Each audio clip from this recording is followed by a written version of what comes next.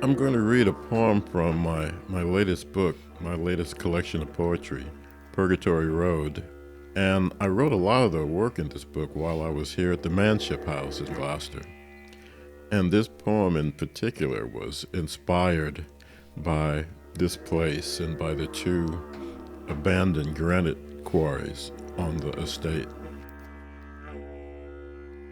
I really started to wonder what life was like during those times, and I particularly wondered about the lives of the animals used to drag the slabs up the side of the quarry, the oxen. And so this is Beasts of Burden.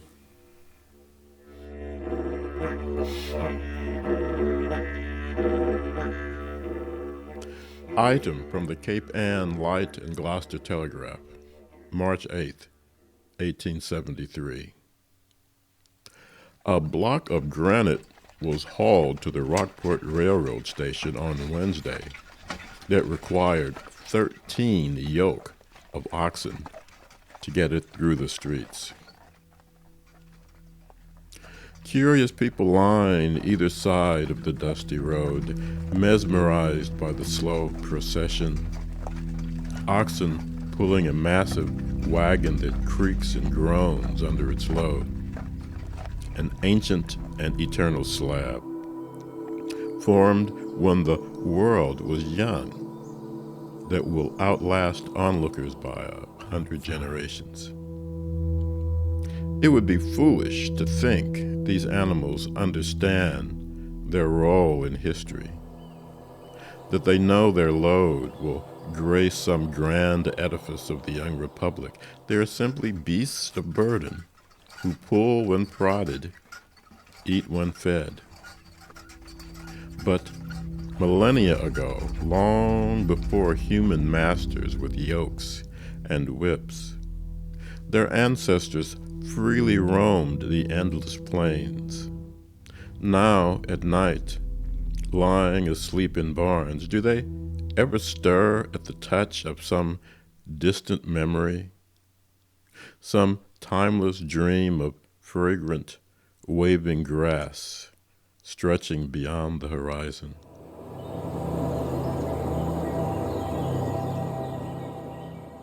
I love coming up here. I've been up here a number of times, and every time it's feeling like home away from home now. I remember one time I was here in blueberry season, and I would come out in the morning and pick blueberries, toss in my bowl of granola, and put a little folding chair here and have my coffee and granola, and the birds would be having their breakfast too. They just filled these bushes, and they pretty much cleaned them out, which is what they're very good at. It's not just that it's a beautiful space, although it is a beautiful space. It's the idea of being somewhere different, where you're not walking past that closet you need to clean, or that shelf you need to put up in the pantry. You know, you get up at 3 o'clock in the morning to go to the bathroom, and you're fumbling for a light switch like a knucklehead until you realize why it's not there. And just dragging your feet out of the grooves they've worn in your map, it's just so important if you're trying to do anything creative. Well, I used to write songs when I was a kid, and that kind of morphed into writing poems when I became something of a grown-up. So a lot of the poetry I wrote when I was a kid was, the kind of stuff that teenagers write. Very earnest. It was very thoughtful. There was a lot of thought, but I think a lot of younger writers sometimes write speeches rather than poems, and a lot of my stuff was sort of preachy and talky, and so as I've gotten older, I've I've learned to leave things out, if that makes any sense. Miles Davis, who's one of my favorite musicians, once said something along the lines of, music is what happens between the notes. So leaving space and silence is very important. Not spelling everything out completely. Maybe sort of leaving a trail of breadcrumbs in a poem. The purpose of art is to enlarge the sympathies. Was that Eliot? I forget who it was, but the idea is when you come away from a piece of creative work, what makes it interesting to me is if you have a broader idea of what it means to be a person, if you understand a little bit more about yourself or about the world, and that to me is what makes art interesting. Well, when people ask, well, what kind of poetry do you write? The answer is all kinds of stuff. I write about sometimes history, I write about my own experience, I write a lot about interactions I've had or things I observe. I could write a poem about a conversation I heard a couple of people having on the train. I'm not writing to impress people. I think some people probably consider my work a little prosaic, a little too accessible. That's an insult in some circles, like with the musicians. If somebody says, "Oh, his music is accessible," that's kind of an insult in a way. Each to their own. I'm writing to engage. When I first started doing readings years ago, and somebody would come up to me after a reading and say, "You know, I don't usually like poetry, but I like your stuff." I was thinking, am I a real poet? You know? Then I said, "Oh man, forget all about that. Just write what you want to write. And if somebody likes it, fine. If they don't, they can just, swipe left." No swimming.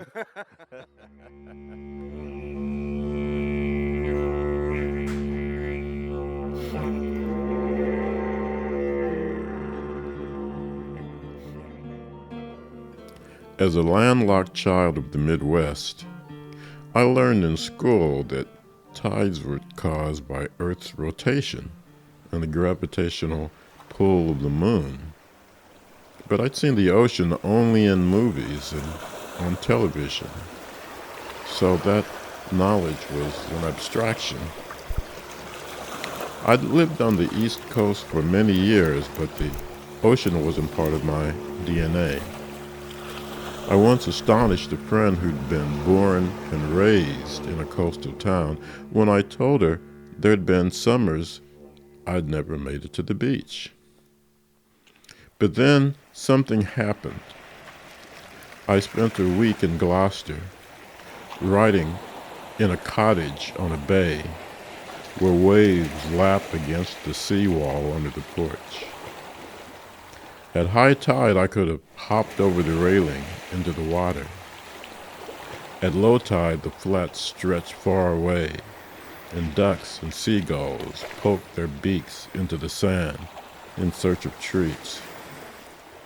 I'd lean over the railing then to see what the receding waters left behind. Ancient shells and skeletons. Rocks strewn with seaweed. The occasional bottle tossed by some thoughtless human. Being anchored in one spot so close to the water drew me into the rhythms of the tides.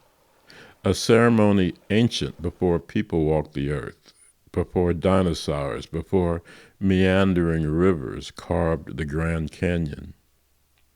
I started checking the tidal chart on the refrigerator. I watched moonlight sparkle on the water at high tide and began to understand, for the first time, how those who grew up near the ocean never seem truly content away from it. Never truly content away from this eternal dance between the earth and her sister moon. Last time I was here, I did a writing workshop here in the barn, and that was a lot of fun. And I think that some of the people who came decided that they wanted to get together ongoingly and talk about their writing together. So I thought that was kind of cool that we got that inspired. I believe in ruthless compassion, you might say, in my teaching. I want to give people really targeted feedback about the craft. What are you trying to do, and did you do it? You know, and I like working with kids. I work with kids a lot, and they're a trip. So I was in a class, and there was this one little girl who, she wasn't terribly into it. That's cool. But then I said, all right, so now write a poem about something you like. I read her poem, and her poem was called My Fish. And it went, I like my fish. I'm not an only child, and when I talk to my fish doesn't interrupt.